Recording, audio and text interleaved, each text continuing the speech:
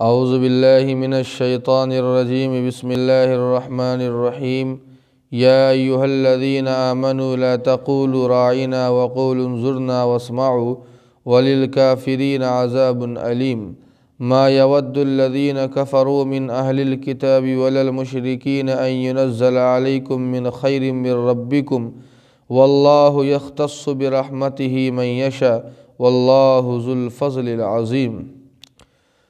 اے ایمان والو، تم رائنا مت کہو، انظرنا کہو اور خوب احترام کے ساتھ سنو، اور کافرین کے لیے دردناک عذاب ہے۔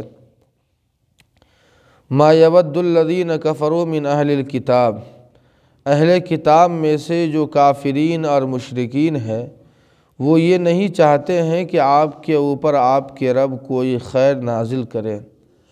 واللہ یختص برحمتہ من یشاء، اور اللہ تعالیٰ اپنی رحمت کے لیے جسے چاہتے ہیں مخصوص فرماتے ہیں۔ اللہ بڑے فضل اور رحم والے ہیں۔ ناظرین کرام، اللہ کے نبی صلی اللہ علیہ وسلم کی مجلس میں یہود اور صحابہ دونوں ہوا کرتے تھے۔ اللہ تعالیٰ یہاں یہودیوں کی ایک بیہودہ حرکت کو بیان فرما رہے ہیں۔ اللہ تعالیٰ فرماتے ہیں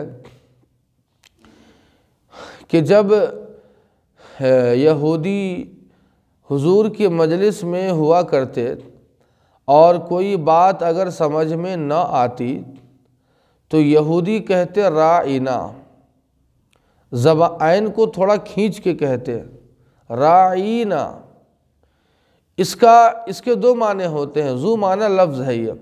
ایک تو یہ ہے کہ اے نبی ہماری رعایت کیجئے، ہمیں دوبارہ سمجھا دیجئے، اور دوسرا معنی احمق اور بیوقوف جاہل کے ہیں، چرواہے کے ہیں۔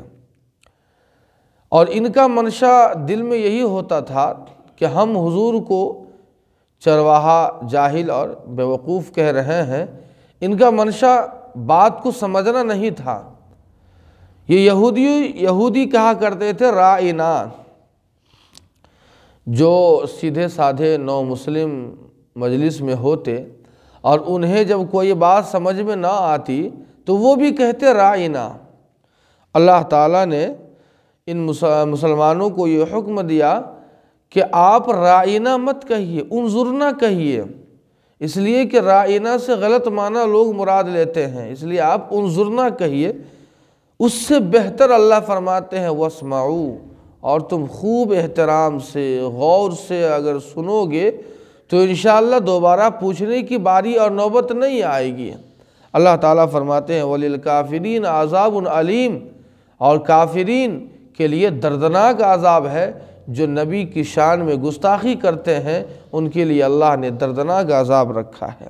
ما یود الذین کفروا من اہل الکتاب، اللہ تعالیٰ فرماتے ہیں جو یہود و نصارہ اور جو مشرکین ہیں ان کا ہمیشہ سے منشا یہ رہا ہے کہ آپ کے اوپر دین اسلام کو یا قرآن کو اللہ نازل نہ کرے، آخری نبی آپ کو نہ بنائے، بلکہ یہودیوں کا منشا یہ تھا اہل کتاب کا کہ ہمارے خاندان سے نبی اور رسول آئے، اور جو مشرکین اور کافرین تھے ان کا بھی منشا یہی تھا کہ ہماری ملت سے آخری نبی آئے۔ اللہ تعالیٰ فرماتے ہیں کہ یہ اللہ کا فضل ہے، اللہ کی رحمت ہے، اللہ تعالیٰ جسے چاہتے ہیں دیتے ہیں، یہ تمہاری جاگیر نہیں ہے، تمہاری میراث نہیں ہے۔ واللہ ذو الفضل العظیم، اللہ تو بڑے فضل والے ہیں۔ اللہ پاک عمل کی توفیق عطا فرمائے۔ والسلام علیکم ورحمۃ اللہ۔